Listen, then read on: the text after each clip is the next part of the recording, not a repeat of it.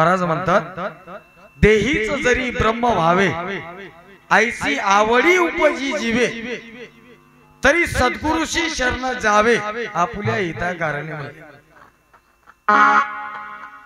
या जन्म मरणाच्या फेऱ्यामधून या संसार रूपी भवसागरातून तुम्हा आम्हाला जर पलीकडे जायचं असेल, ज्याप्रमाणे उतरावया महासरिता सांगण बांधी जे तत्वता तैसे गुरु नामी तत्वता तरी जे भवसागर। ज्याप्रमाणे एखादी सागर किंवा नदी जर पार करायची असेल तर कुठली तरी सांगण आपल्याला लागते। बरा आवाज राहू द्या।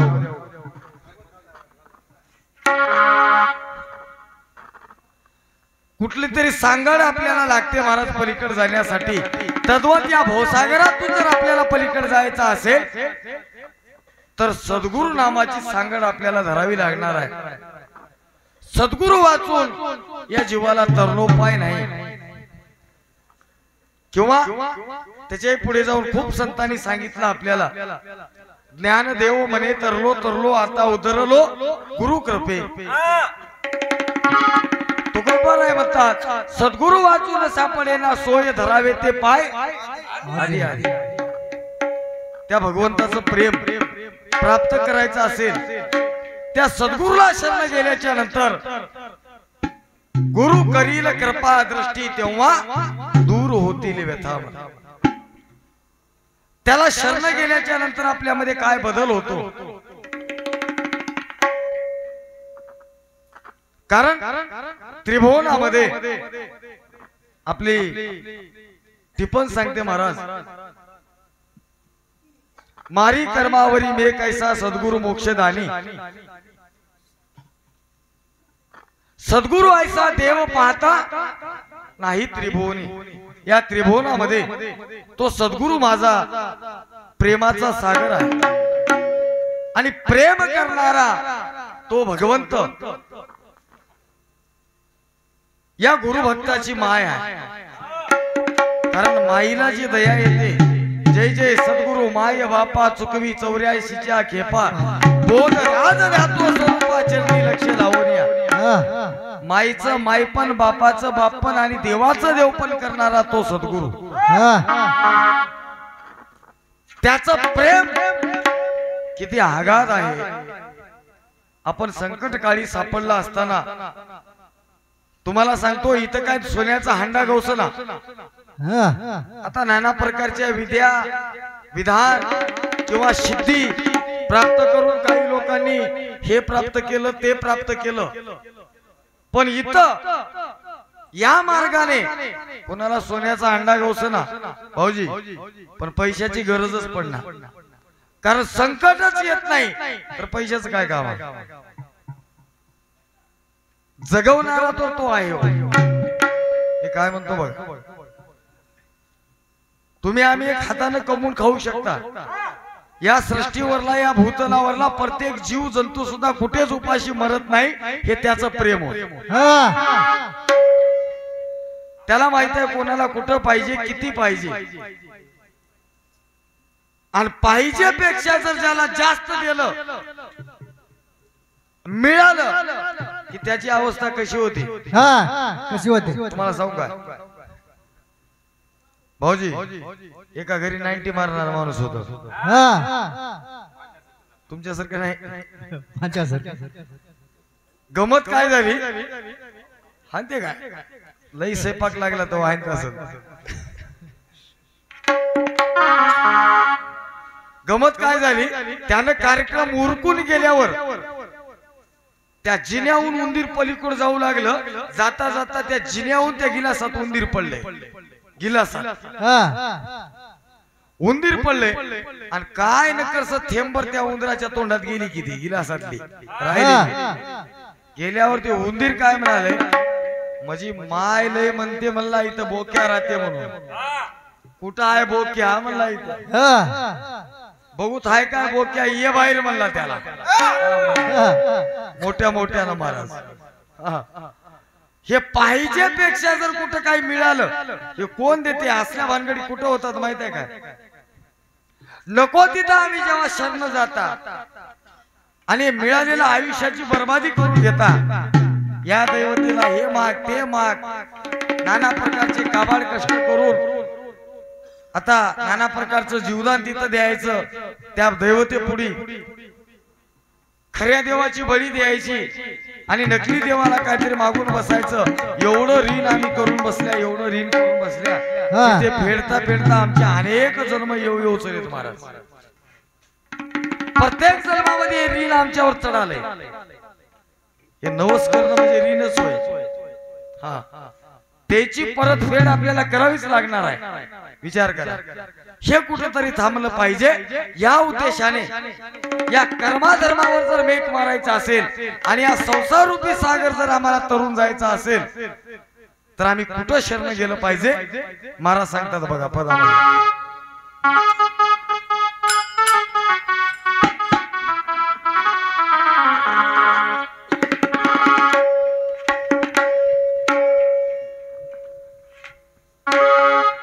भवसागर तरण्या शरण गुरुला जाय जाय जाय.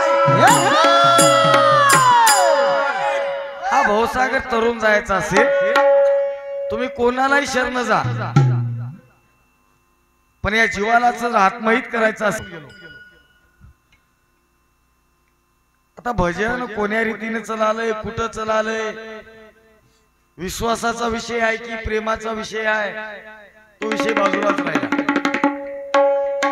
जाऊ दे, आता कोण कोण कोणाचं वजन घेऊन आपण गाव सोडून चल्या हे आपल्याला कळायला पाहिजे. आपण घडी घडीला ऐकाल्या किवळ्याची गाडी आली तर मीच आडील म्हणून, आणि गाडी आडीणारा भजने मी तवाच ओळखीतो किशोर पाटील. तुमच्या माहिती करता सांगतो, पहिला पारा मजा काढून बघा, त्याच्यामध्ये म्हणजे काय शब्द आहेत. आपण किती उरावर वज घेऊन बसल्या याची काहीतरी आपण खात्री करून घेतली पाहिजे असं मला वाटायलंय. आम्ही तरी 2 बाऱ्या म्हणलो बरं शिवचरण पाटील, याच्यावर काहीतरी चिंतन झालं पाहिजे, पण काही ऐकाय मिळालं नाही. बरं असो, आता झाला विषय, होऊन गेला, रात्र गेली, आता उजळत आलंय. आता काय ते म्हणलंय, रात के बाता नींद खराब आणि दिन के बाता काम खराब, तसलं काम होऊन गेलंय आपलं. मलाच काहीतरी काम धंदा नव्हतं म्हणायची वेळ आली. हा, भवसागर तरण्या शरण गुरुला जाय जाय जाय. कैवल्याचा देव दिगंबर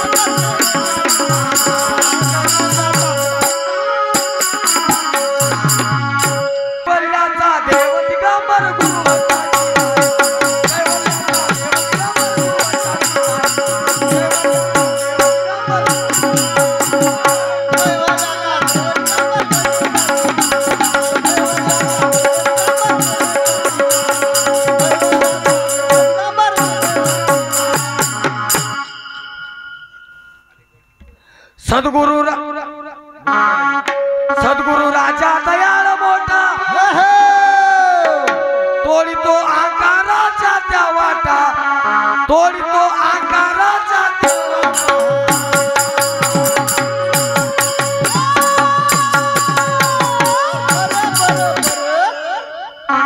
संसाराचा खेळ करकटा,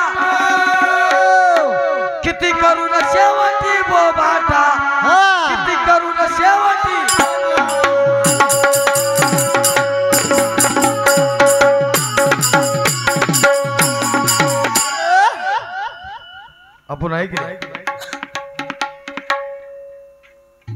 ध्यानात नाही मनात नाही गाव सगळं त्या माणसाला पांचट म्हणू लागलं म्हणे. ते बी अर्धवट पांचट ऐकले आपण. शिवसेना पाटील किशोर पाटलाचा पांचट अर्धवटच आहे. पाण्यावर पाय सोडून बसलाय ते पाय धुणारी बाई म्हणते धुणारी बाई म्हणली म्हण काय पांचट आहे माय म्हणली म्हण. तर माय तुला कसं नाव माझं कळालं म्हणून तिथून गेला म्हण पळून. कुठं गेलाय सांग काय सासरवाडीला गेलाय. आता तरी तिथं तरी माझी चीड कोणाला माहित नाही म्हणून 4-8 दिवस राहिलाय सासरवाडीत. सासरवाडीत 8 दिवस राहिला 10 दिवस राहिलाय. सासरामला जावाई लेकी संग काय कुरबुर झाली काय म्हणला काय नाही हो म्हणला मामा काही कुरबुर नाही काही नाही म्हणला. ते नाही तिकडे मजेत आहे मी इकडे मजेत आहो आणि काही टेन्शन घेऊ नका म्हणला तुम्ही. आता जावाई म्हणल्यावर रोज उठून काय याला भाकर खाऊ घालायचं म्हणा भाऊजी. जावाई म्हणल्यावर रोज एक आटम करावं लागते वेगवेगळा. हा बघा ठेवून घ्यायचा असेल तर आजचा सोयरा उद्याचा राहिला तिसऱ्या दिवशी लाज नाही ते राहिला म्हणतात. 8 दिवस झाले 15 दिवस झाले याला काय जायचं नाव घेणं आलाय. 16व्या दिवशी निघालाय की घराकडे. मामा जातो म्हणला आता. बरं जावाई म्हणला गडबडीनं सासऱ्यानं बॅग भरली जावायची. आता जावाई निघालाय म्हणून बस स्टँड पर्यंत सासरा गेलाय सोडाय. बस स्टँडला गाडी येण्याच्या आधी नका टाइम होता म्हणून मामा म्हणला ते जावाई म्हणला मामा तुम्हाला एक विचारू काय म्हणला. नाही विचारा की जावाई म्हणला मामा काही नाही राग आहे ना म्हणलं तर विचारतो बाबा म्हणला. विचारा की त्याच्यात काय राग आहे जावाई मामा म्हणल्यावर काही नाही म्हणला तुमचं लग्न झालंय की नाही म्हणला. सासऱ्याला म्हणाला तुमचं लग्न झालंय की नाही म्हणला. काय पांचटावं जावं म्हणलं त्याला मामाला मोठा तोडी तो अहंकाराचा त्या वाटा तोडी तो अहंकाराचा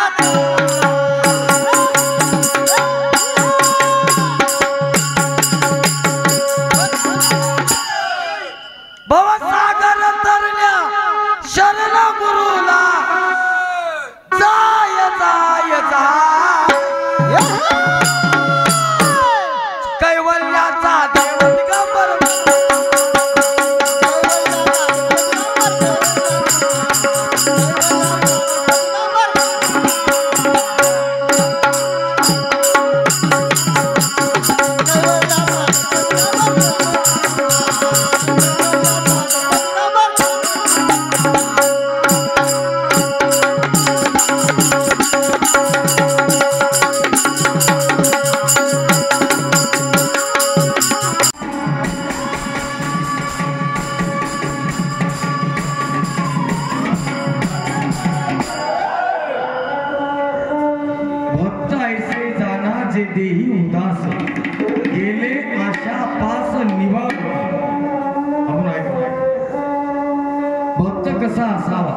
किंवा भक्त कसा असतो ज्याच्याकडे आशा आणि पाशा बघायला शिल्लक राहत नाही.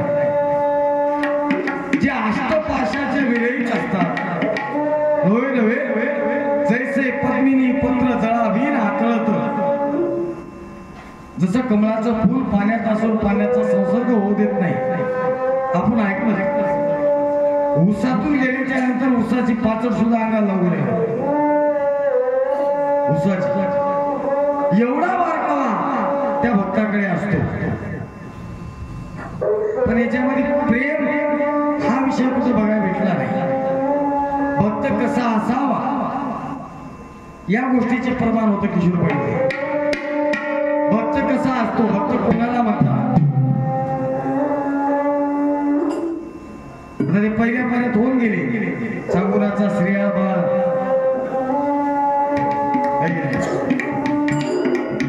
चिल्याबाळ श्रेया आणि चांगुनाचा चिल्याबाळ गोरोबा कुंभाराचा ते लेकरू तुडीण्यात गेलं. पण याच्यामध्ये प्रेमाचे प्रमाण तुमच्याकडून काय आम्हाला ऐकायला भेटले नाही. पण ज्यावेळेस प्रेमानंदी प्रेम लागता गेला अहम भाव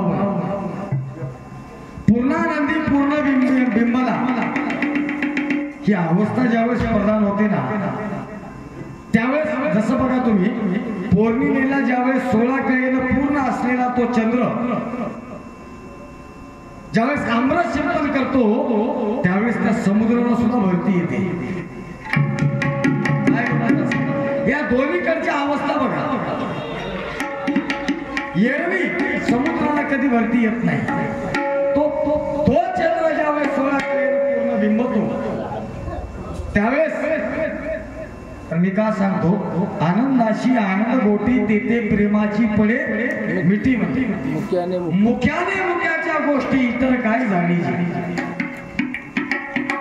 आता त्या दोघांचा तो आनंद आणि ते प्रेम हे आपण तुम्ही आम्ही वाचेनं वर्णन करू शकत नाही. कारण माईचं लेकरावरचं प्रेम आणि लेकराचं माईवरचं प्रेम ह्या दोन्ही गोष्टीचं प्रेम त्या स्वतःला अनुभवातच प्राप्त होते.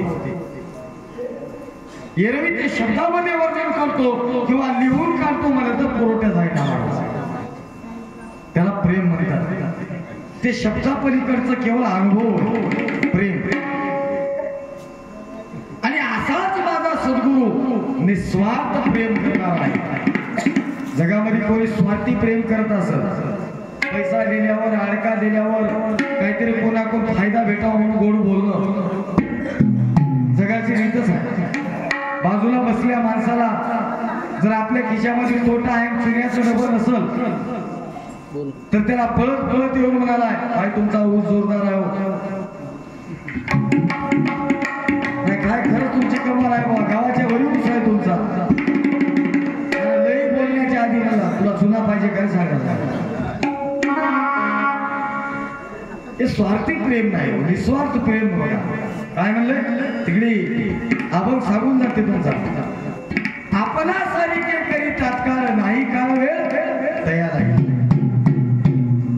सद्गुरु सारिका असता पाठी राखा इतराचा लेखा ठेवून करी राजे याची करता काय लेख मागे मनाची जोगे सिद्धी पावे. तो माझा सद्गुरु किती प्रेम आहे बघा. आणि ते प्रेम सांगत असताना कवी करता म्हणतो कैवल्याचा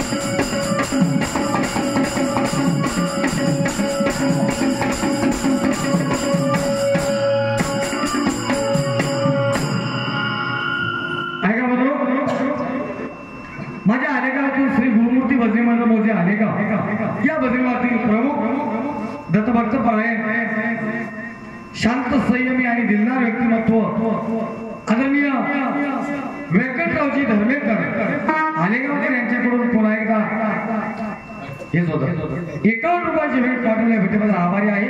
धन्यवाद.